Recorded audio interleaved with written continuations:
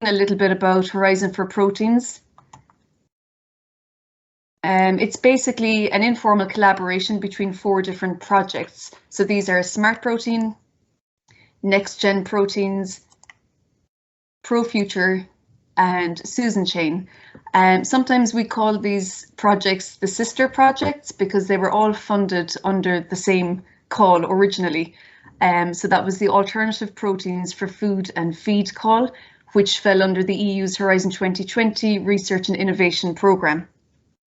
So all of these 4 projects started either in 2019 or 2020.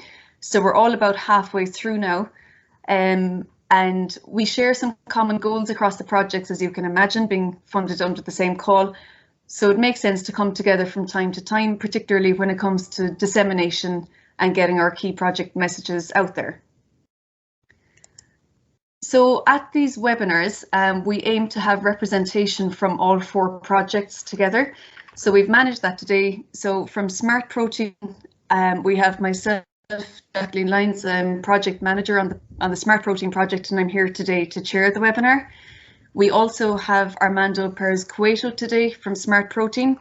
Armando is associate professor at the University of Copenhagen. He's also a work package leader on Smart Protein in the area of consumer studies, and today he's going to join us as an expert speaker. From NextGenProteins today, we have Jaakko Pasi, who is Principal Scientist at VTT Technical Research Centre in Finland. Jaakko is a work package leader on NextGenProteins, investigating consumer attitudes towards alternative proteins in foods and feeds. And today, Jaakko is also going to be one of our expert speakers. From ProFuture today, we have Wim Verbeke, who is a professor in agri-food marketing and consumer behaviour in Kent. And from SUSINCHAIN today, we have Toon Veldkamp, who is a senior researcher in animal nutrition and insects as feed. Toon is based in the Netherlands and he's the coordinator of SUSINCHAIN. So both Wim and Toon are also experts in this area, but today they're going to take part as panelists. So they're going to ask some questions of the expert speakers today. So as mentioned, we also welcome very much questions from the audience. So just pop those into the chat as we go through. Lastly, on this slide, I'd just like to acknowledge Suzanne Frickman, who is our project officer. She's with the European Research Executive Agency, and she's very, very supportive and encouraging of this collaboration. So she's partly to thank for why we're here today as well. So just by way of background to the topic and why we're talking about consumer reviews, I've sort of condensed this down to 3 main points. The first point being a transition towards more sustainable diets that rely less on animal protein is crucial. So I think we're all aware now of the substantial body of evidence showing that the overconsumption of animal proteins is problematic, both in terms of its environmental impact and its role in a number of lifestyle diseases. So we have these 2 main reasons to transition from animal proteins: environmental and health reasons, and these are set against the backdrop of an increasing world population. So we're going to need more food, but the resources are becoming more difficult. So the second point then is consumers can replace meat and dairy proteins with a number of alternative protein sources. So one of the options for a more sustainable diet is to substitute animal proteins with alternative proteins that are nutritious. This is where it becomes very interesting across these projects, because the term alternative protein for us encompasses a broad range of things. So for example, on Smart Protein, which is the project I know most about, we're exploring protein crops to begin with. So we're looking at grain crops and pulses that are protein rich, quinoa, fava bean, lentil and chickpea, to see how they can perform in terms of transitioning away from animal protein. We're also looking at side streams from the brewing and baking industries to see how these might be incorporated into protein foods. We're also looking at fungal biomass for protein food production. And across the other 3 projects, there's some overlap there in terms of the sources that are being looked at as alternative proteins. But in addition, there would be additional biomass production streams being explored. The other projects are also exploring microalgae production and looking at using insects as well as a protein source. So the last point, we need to better understand what influences consumers to try alternative proteins. So given the importance of transitioning to more sustainable diets that rely less on animal protein, we do need to understand why consumers might be willing to try alternative proteins or not, as the case may be. So we eat the foods we eat for all kinds of different reasons. Taste is usually king, but when it comes to consumer views on alternative proteins, these are likely to be influenced by the social, environmental, cultural, political, and economic dimensions of the food environment. So on these 4 projects, we recognise the importance of investigating this area around consumer views, because unless alternative protein foods are consumed in sufficient quantities, it becomes very difficult to achieve the first point, or the transition towards more sustainable diets. So each of our 4 projects has embedded within it a significant piece of research in this area, and we look forward to hearing more about this research today. So I was going to try to briefly describe what's happening in each of the projects, but because these are huge projects, multi-actor, large number of work packages across many countries with huge consortia, I thought it was easier just to put up the 4 projects there with their website names. We're halfway through these projects now, so we all have good websites up and running. We're all on social media. I think all of the projects have a newsletter that you can follow and you can subscribe to through the website to follow the project's latest findings. So we would encourage anybody with an interest to go to these websites and to take it from there. So I'd like to hand over to our first speaker now, which is Jaakko, if Jaakko is ready to present. Yeah, good morning.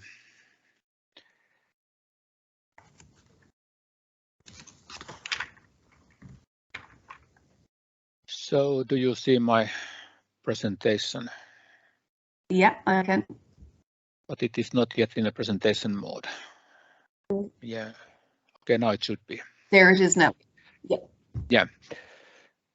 So I'm speaking what we have done in the NextGenProteins project, where the one aim in the task, in the work package where what I'm leading is to gain a European view on consumer attitudes towards alternative protein sources and processes, as well as food containing these proteins. And the focus in our studies has not been on alternative proteins in general, but those protein sources and their production processes that are under development in the NextGenProteins project. So what we have done is that we did in the last summer large online survey in Finland, Germany, Iceland, Italy, Poland, Sweden, and the United Kingdom, where there were 1,000 adult consumers per country, well, little over 600 in Iceland, and they were nationally representative sample. So it should really reflect consumer attitudes. And the proteins where we focus was spirulina microalgae growth using a technology by Vaxa company, crickets growth using process developed by Entocube, and Torula yeast, whose production process is developed by Arpium company. All these are utilizing industrial side streams for the bioconversion process. So before I present the actual findings or central findings, I just would like to highlight what is the background information of respondents' diet.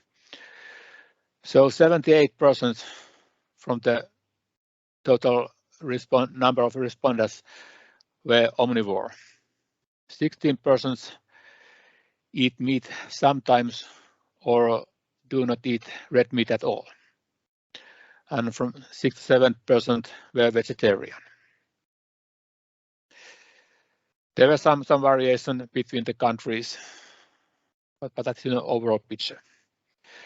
So consider these main findings. So these consumer attitudes towards these next-gen proteins, they were mainly positive or neutral. And really only a minority of respondents has negative views. And if concerning single one reason for this positive consequences, positive attitudes, so it was really the sustainability.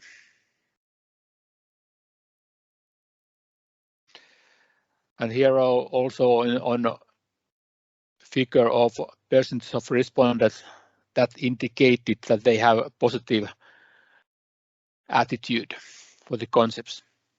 On the left hand side is a microalgae answers in the beginning insect, and on the right hand side answers for total protein for each country. So it is not necessary to go into details, but to see that there are lots of people who have positive overall attitude. Second main findings of the survey was that a large share of consumers did not know what to think.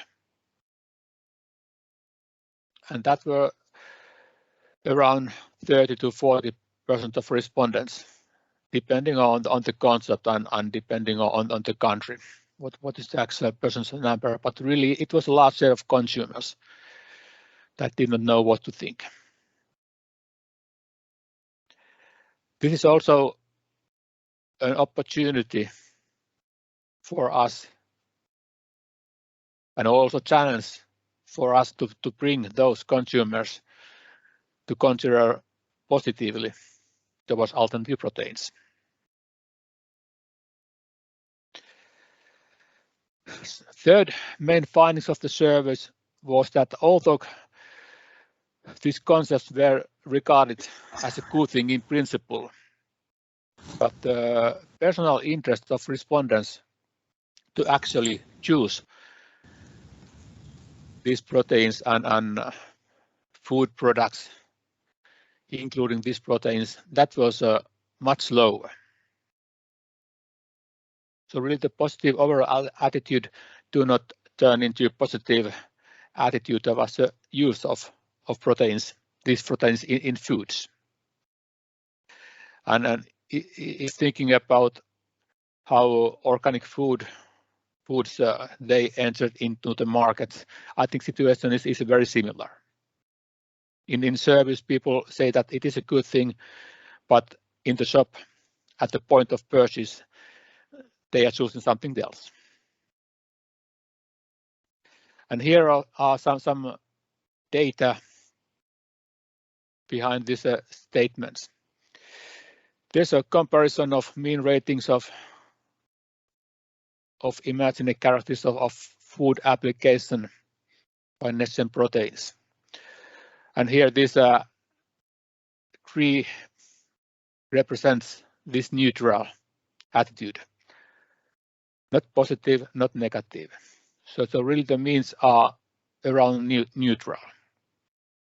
Slight variation, slight differences between protein concepts, but in general, very neutral attitude, not attractive. And then we show in this survey also three mainstream food applications. One is sausages. Second one was salty snacks, and third one was vegetarian patties. And we ask the respondents' interest to use these food applications, whether they are interested or not. And in the figures are means of use interest of these product examples put together. And here this rating 2.5 represents neutral level. So the general view is really that they are not attractive. That is the means. Some differences again between the food concepts. So these crickets are the least attractive. With spirulina and torula, not much difference. So really, whether the consumers will choose these kind of foods, they depend on sensor quality and how they are convinced about other personal benefits, such as nutrition facts related to these proteins, and also what is their trust about the food value chain producing and delivering these kind of foods. Also here there were differences between countries, but in the big picture, this situation, and I think here these findings they are not particularly specific for alternative proteins. So it is quite general things. So conclusions, and the conclusions which I present here is from considering the business potential of these proteins, and really these NextGenProteins are here. And in the beginning I forgot to mention that this ultimate target of this study, it belongs to a broader work to identify the market opportunities and business potential of alternative proteins.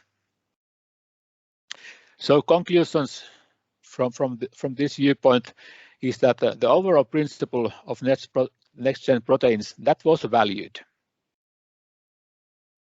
no doubt, and the overall attitude, as I say, it was either positive or neutral, and the number of people who gave positive attitude, it was really high. But still, there's a long way to go before they would create good business in mainstream food application.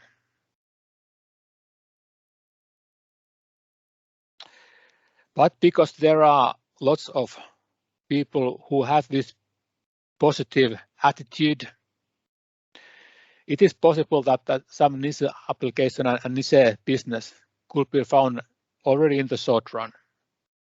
And this is a very positive thing, because companies producing alternative proteins, they will need profitable business already in the short run.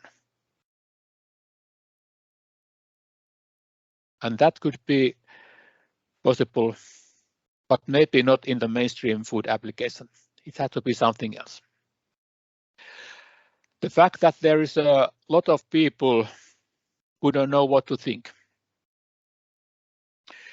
I think for us it underlines the importance to boost consumer acceptance and trust towards alternative proteins. So it is really challenge and task for us to do that. And we also did some questioning in this survey, using which we tried to find how this could be done, and really one thing was to give science-based, real and trusted information about alternative proteins. The people actually they don't know what these are, how they are produced, and so on. Once they know, they may have a more positive attitude and maybe even willing to try this. So that was my presentation in brief. Full report of the study is available in the website of NextGenProteins project. So thank you. Thank you very much, Jaakko. That was very interesting. You can see how worthwhile it is to do the research to get a sense of where consumers are at the moment in terms of their willingness to consume and to get a realistic kind of understanding of it. I just had one question, which was, did you explore the differences in attitudes between use of these alternative proteins in foods and feeds? Were consumers, you know, more willing to kind of see them put into animal feeds, for example, than their own food? Yes, they are. Yeah. Okay. I'm going to ask our panelists now, so that's Wim and Tune, if you'd like to ask some questions or have some comments. Yes, thank you, Jaakko, for the very nice presentation and overview. And yeah, related to the question of Jacqueline, can you already say something on, is there a benefit if you, in the view of the consumers, if you give the alternative proteins first to animals, or isn't there a real difference? Can you elaborate a little bit on that? So we didn't ask that in that sense that I could give percentage numbers, how they what is the consumer attitude, but I could say that consumers are they give less attention on this feed issue. They are more concerned what they are actually directly eat. Okay. Yeah. So in that sense, from the consumer viewpoint, feed will be easier way. But of course, if concerning feed application from the business viewpoint, it is a different case. Thank you. I don't know if I can ask another question or later on. Excuse me. Yeah, I actually just remembered, I think we were going to take questions at the end, but a few questions are in the chat. I think you could ask another and then we could have Armando and we can pick up on the rest of the questions at the end. Yeah, you were in your presentation, you were focusing on how can we boost consumer acceptance and trust, and you mentioned science-based information. This is very important, and therefore we have these different projects, and also information on production. Do you also have ideas how to communicate? Because I think consumers don't, most consumers don't read the scientific articles, so we need to translate this on consumer level. Do you have ideas on this? I think we are actually starting to work with this topic. So it is really a task in our project, and I welcome any collaboration on this. Yeah. Okay, thanks. Okay, I'll take a comment from Wim as well before we move on. Okay, thank you. Thank you very much, Jaakko, for this nice overview presentation. I have a couple of questions, but I will put them in the chat, but also two observations based on what you showed.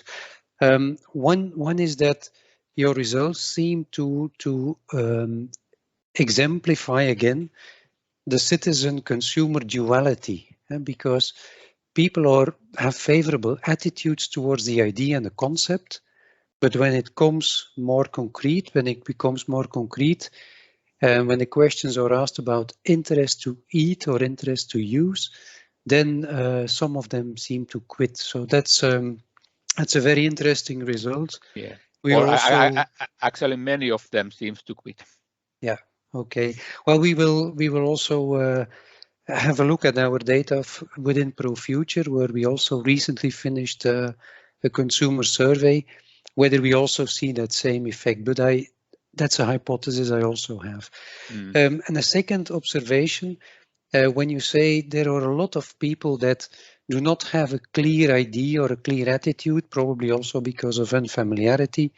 In previous studies, we have also seen this group, and it has sometimes been referred to as a kind of sleeping giant, because this is a big group of consumers, potential consumers, without strong attitudes, but who may be very prone to influences from media. Yeah. And there is a risk indeed to that kind of group, because we know that negative publicity may have a much bigger impact on them than positive news. So yeah, that's a sleeping giant to watch out for and to keep monitoring. And again, within our survey, we just recently have started with the analysis of the data. We will also look out whether we find similar patterns. So that's very interesting to share ideas and later on perhaps also results and insights. Thanks a lot. Yeah. Okay, super. So I think we'll switch to Armando now, who's going to deliver the second presentation. Jaakko, you can see there are loads of questions coming in though in the chat on your presentation, so we'll try and get back to those at the end again.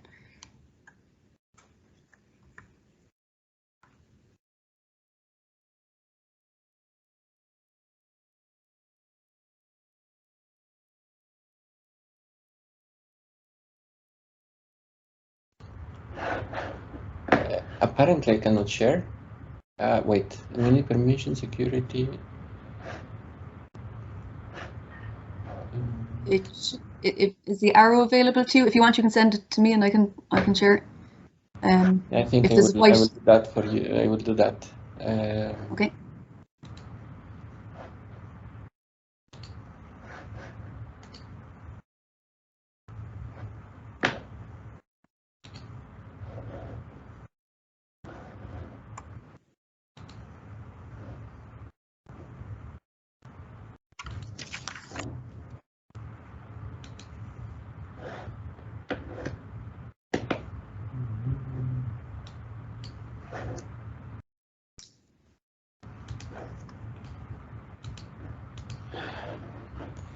Yeah, it happens to be on top too big. Oh, okay. Wait, I have done something. Let's see if I can. Would you like? Okay. If you need a minute, I can go back to some of the audience questions here. I think it's going. It has been sent. I don't know if you can receive it. Okay. Okay.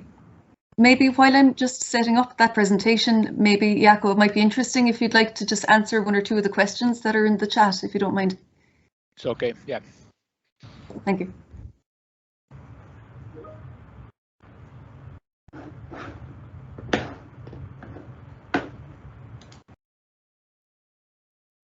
So maybe Jaakko, the first question was, can you make an example of niche application for alternative proteins? I could, but I would not like to answer that. Yeah. Okay, then another question was, do we have the evidence of the sustainability of these alternatives? Several life cycle analyses of insects and microalgae show high levels of carbon emissions since the processes are very energy intensive. I think this is a very, very good question because the one message from our study was that the sustainability has to be proved. And in our NextGenProteins, there are studies running just now, and these results, the studies will become ready in the next summer. and I think we have actually planned to have a webinar on this topic in the next autumn. But it is a good and important question, and really the sustainability of alternative proteins must be scientifically proven. But there is more information coming within the next months.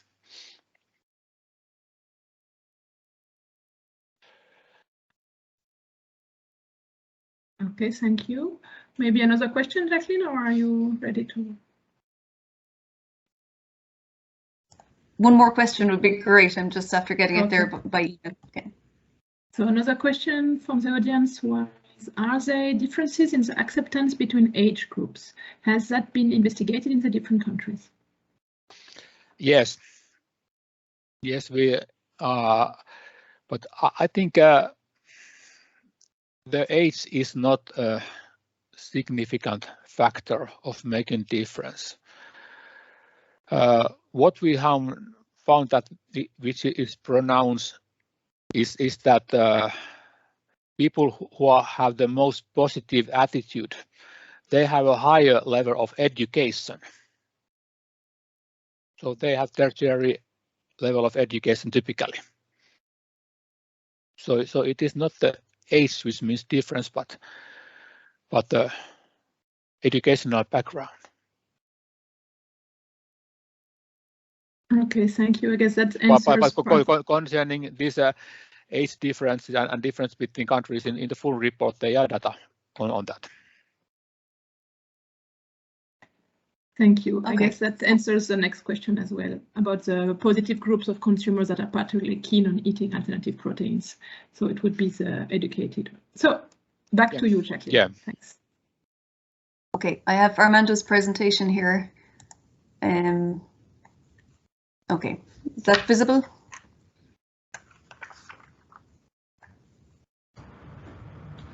So basically, I will ask you to go changing the slides, and sorry for the technological issue.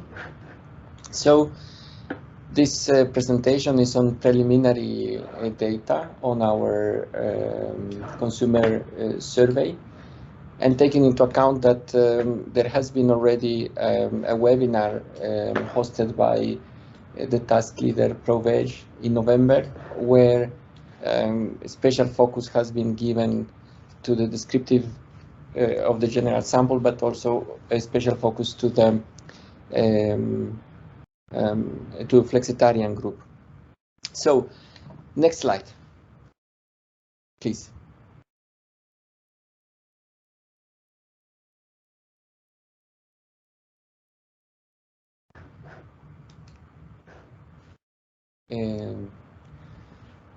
So I think we all share the same preoccupation as Sir David Attenborough.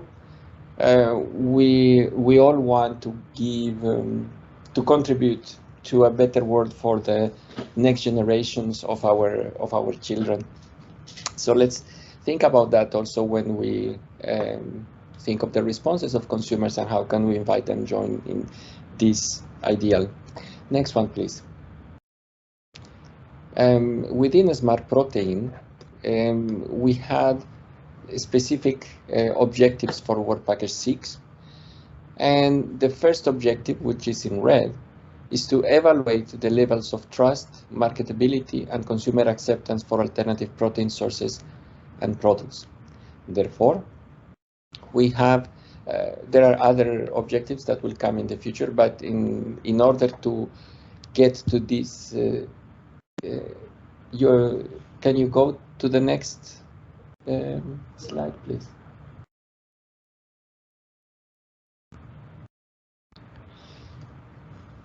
So we evaluate the levels of trust, marketability, and consumer acceptance for alternative protein sources and products. And for that, in the next slide, we have a specific task.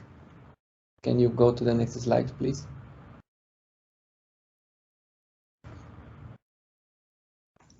Which is task 6.2, Pan-European Consumer Survey on Trust and Acceptance of Alternative Proteins. So, can you go to the next slide, please? Yes. So the Pan-European Consumer Survey on Trust and Acceptance of Alternative Proteins was carried out last year, and it was collected by the end of May.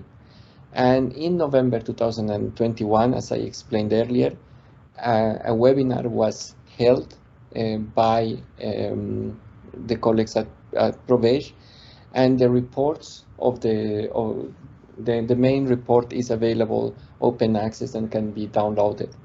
Further, we are working together with Chagas and the partners at University of Ghent, and ProFuture, of course. We will run surveys in China to make the comparisons with the second round. So, just running into the results, can you put the next slide, please? Who identify with diet lifestyle in Europe?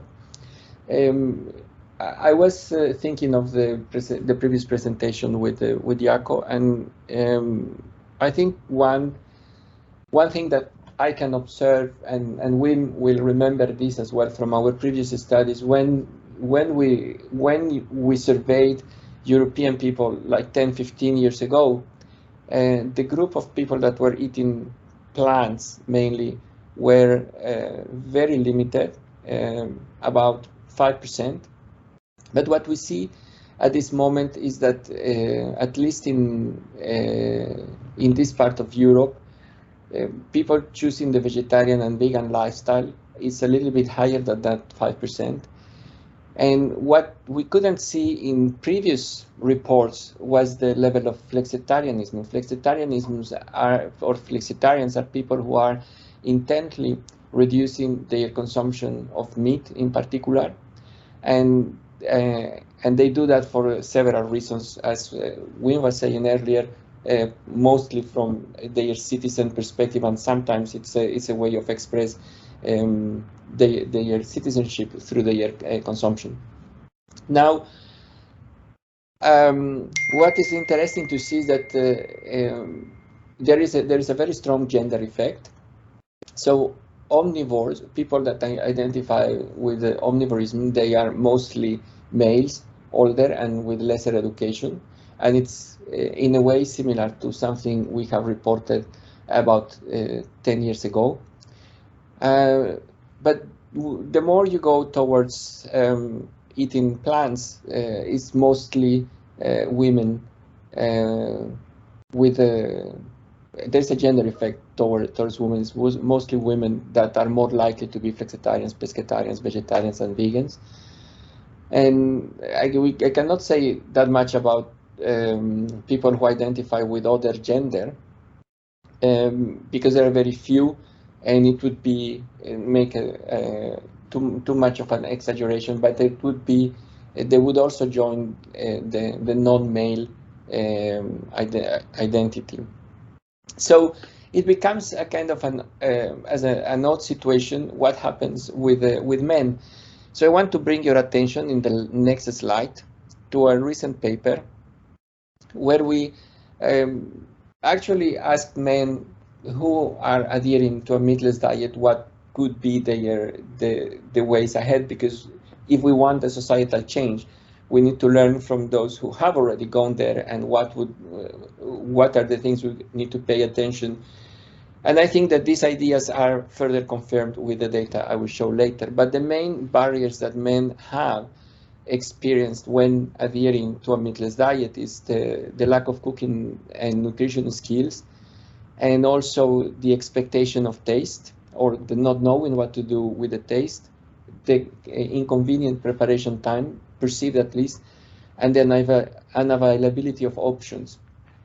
And success stories indicate that when people are surrounded by a community that is supportive, whether it is the close family or the close friend group, then it is easier to overcome and to remain on a dietary shift, which could be interesting for the promotion of alternative proteins.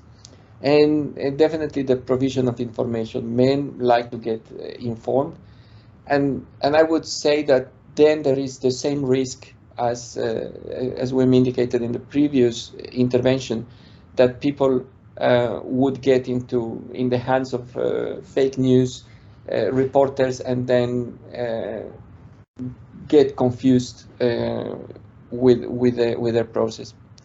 So that was a bit of a discussion on the gender issue. Now, the next one, please, Jacqueline. So this has been presented also in the webinar, but what is important to show is this reported behavior change, and at least it looks like there is a group of people that are eating less, and that's about 45% somehow, that have reduced their consumption of meat, whether it is beef, pork, and chicken in the last year. So it is reported. It's a reported behavior. Can we go to the next one, please? Regarding behavior, we have also asked with a frequency questionnaire what people are eating, and you can see that when it comes to the traditional foods based on whether they're processed or not, but they are the traditional Western diet, there are very few that never eat them. The proportion is relatively low, and what is sometimes a bit worrisome is that there is a very large chunks of people that are having those products once or twice a day, despite the fact that they are not recommended. That level of consumption is not necessarily recommended by nutritionists. And if we go to the next slide, please. Yeah, here we see. Sorry. Is chart 12, Jacqueline. Okay. Yes. So here we see something that is particularly, I don't know if it's worrisome from a nutrition and public health perspective, but in the upper corner, you can see that people that fully comply with the recommendations of eating 5 a day or 6 a day here in Denmark are very few. It's a very small proportion of the population. You would say roughly 20%. If you combine the pulses, vegetables, and fruits. And even more worrisome from a public health perspective is that there's this large proportion of people that eat them very rarely or seldom, which is a behavior that needs to be addressed somehow. When you go to the list that has lots of oranges to the left, you have quinoa, plant-based replacements to meat, dairy, cheese, and so on. You see that it's very few people that have it on regular basis. It's a small proportion that probably corresponds to those who are already engaged in a more plant-based diet, whether they are flexitarians, vegetarians, vegans, and so on. But for the mainstream consumers, it remains a golden opportunity. If you look at these, the market penetration of these products is very low. So it basically tells that the industrial opportunity at this moment is very large. And if we keep understanding the role of a dietary shift on the protection of the environment, then these are the products that are more likely to be taken by mainstream consumers later. But do people trust plant-based foods? Can you bring the next one?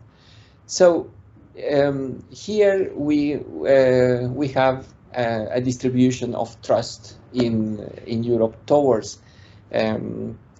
plant-based foods, and it is a bimodal distribution. So there's two groups. So we decided to understand them and separate them on the median. So you had half of them that had low trust and the others that had higher trust. Can you click once more, please? Because there's an animation that I expect to come. And for those who have read Le Petit Prince, this figure made me think of the elephant under the graph that Saint-Exupéry played in his book. So I would invite you to see what is the elephant in the room regarding trust towards plant-based proteins. So let's go to the next slide. Can we go to the next slide, please? So this, what we could see is that the more people declare practicing a more plant-based diet from flexitarianism to vegans in this process, the more positive is the trust and the higher the trust towards these products. Obviously, the more you consume them, so the larger the frequency of consumption of plant-based foods also is associated with this trust levels. And in this idealistical world of citizens, the higher people score in the food choice motives also is associated. Those who have very altruistic and very high, they give importance to many of the aspects of the food choice motives, then they are more likely to trust these foods. And also there's an issue about the negative associations that we have found was financial status and, by the way, education. So the richer people have a little bit of a distrust, but then it's not a very strong distrust. What is stronger is the beliefs that people have about the nutritional sufficiency of plant-based diets, and also the beliefs or the expectations, for example, that they won't like them, or they don't want to change, or they want to keep things as they are. So I think there is room for working in overcoming beliefs, because in most of the cases those beliefs are not supported by scientific evidence. So given the fact that the scoring high in the food choice motives was important, let's go to the next one, please. And here we can see, and I think it's common sense for everybody, but people will trust and will like and give importance definitely to foods that are pleasant to eat. They have a nice taste, good texture, and so on. So that the pleasantness of the food cannot be understated. I think it's very key for those who are making the new generation of plant-based foods, and particularly those who want to mainstream them through meal services, that they focus on the sensory aspects, at least at this time. There are other good altruistic aspects in the choice, like environmental friendliness, equal rights, or that there's no harm to animals. But then I would say probably the most important there are not the altruistic, but mostly the ones that are more intrinsic to the person and in their relationship to the product. Can we go to the next one, please? Okay, Armando, we're kind of running over time. We might want to go to the questions soon as well. Yes, you are. Okay. I just have a few things to show. Yeah. Okay. Like with Jaco, we are happy to be in a smart protein because we deal with plants and fungi, and these kind of products are the ones that are more trusted, and the others are a bit less.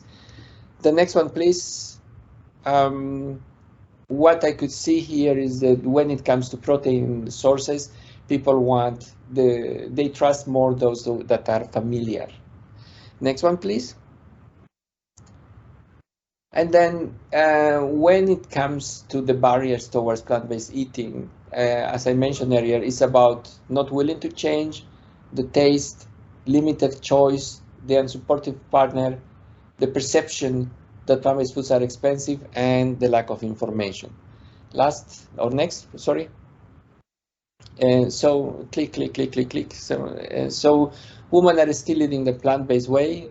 The mainstreams are consumers are reducing their consumption of animal source foods. Plant-based foods are a new market. It's a great business opportunity. Trust is high, but lay beliefs should be challenged, and that's probably part of the communication work that we will be doing. You should deliver tasty, fresh, pleasant, and feel good as key selling points for plant-based foods. Next, familiar raw materials are preferred as protein sources, and the many barriers can be overcome with improved information and communication. The last one, just sometimes it's just click. Very simple messages can be extremely powerful, and I will go to the Danish recommendations. Eat plants mostly, varied and not too much. Thank you. Thank you very much, Armando. Okay, so maybe I'll just hand over to Tune and Vim in case they have any comments they'd like to make at this point, and I can see there are loads of questions as well.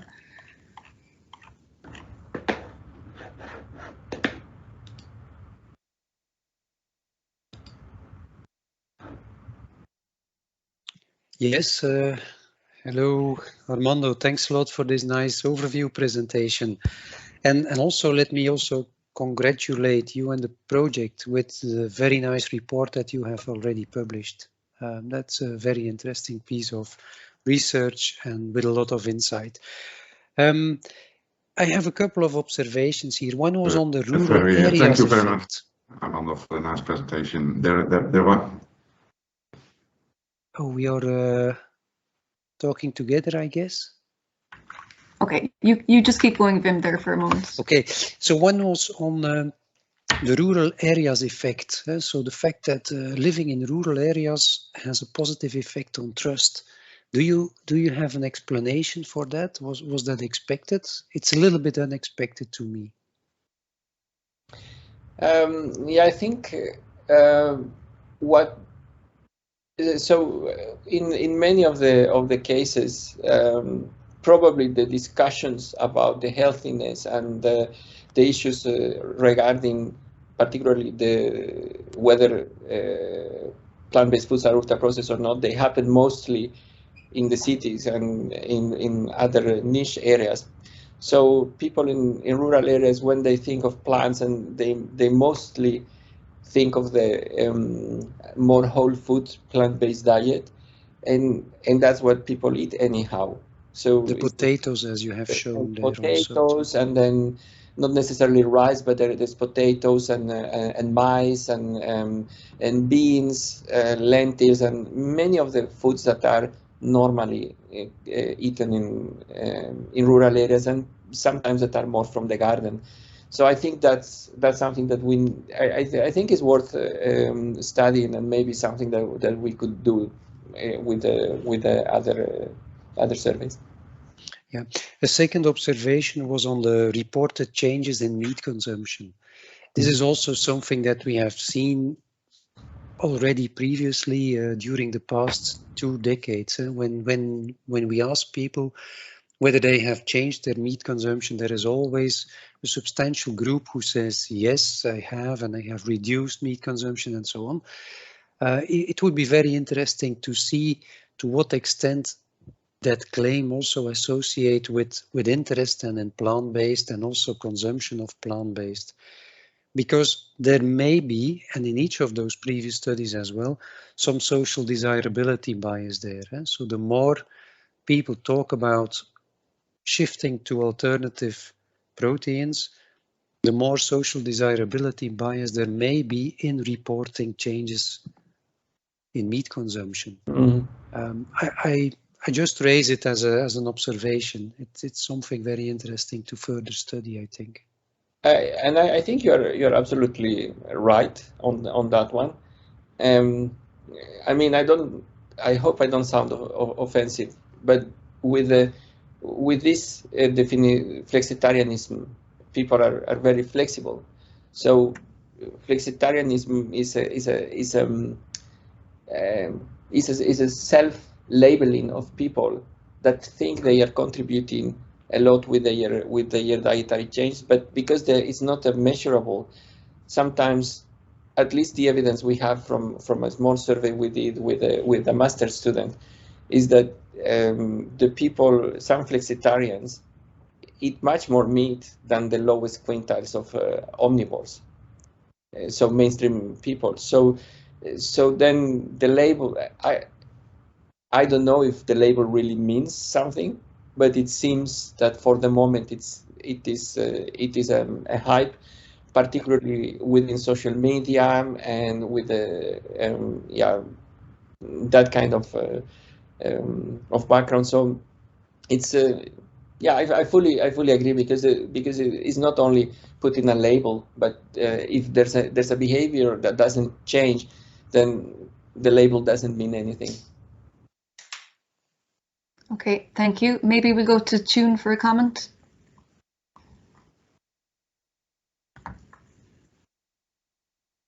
Yes, thank you very much for the nice presentation. And I've just seen in the chat a very interesting question about the survey about trust.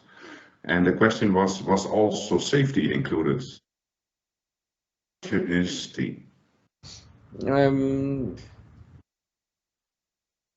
I think I don't remember all the questions. Can I check? But we made a construct of trust that we based on published documents. But I know we don't have time to search for it. So, yeah. But I can if Peter van der Meer wants to write to me, I will be very happy to provide the questionnaire. But so trust there. I think people trust that they were safe, and I think there was a statement about that. I don't remember by heart. Sorry. Yeah, this is maybe also related to the previous comment of Wim on the rural areas. And I was also thinking, oh, it's more familiar to them, to this group, and this may improve trust. Yeah, that's true. Yeah.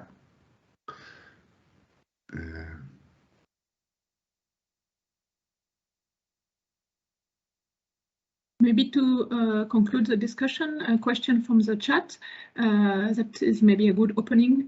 Do you think that presenting alternative proteins to consumer as choice and not replacement could bring more acceptance to the products? Maybe to all the experts of today's panel. Well, I have already a position about that. I think the consumers are wanting something happening in the food arena. It's not necessarily to go to replace.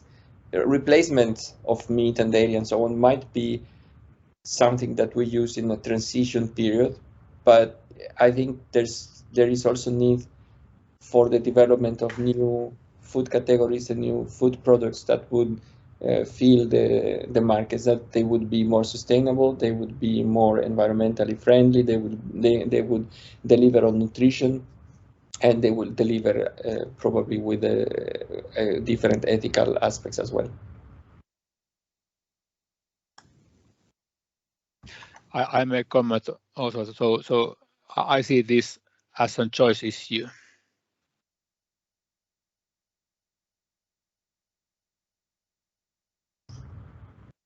Okay, I'm just looking at the time, and although it's a great discussion and there's plenty of questions coming through, we should really finish things on time, as we said.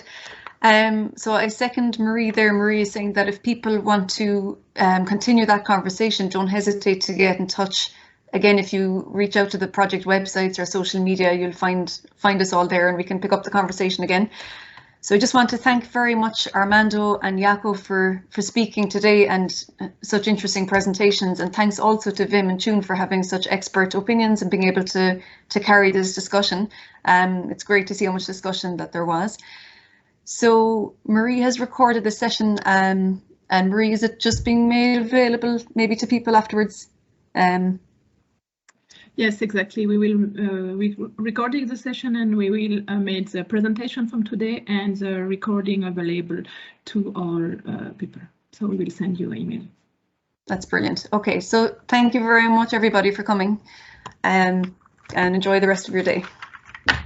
Thank you. Thank you. Bye bye, everybody. Bye. Good to see you. Bye.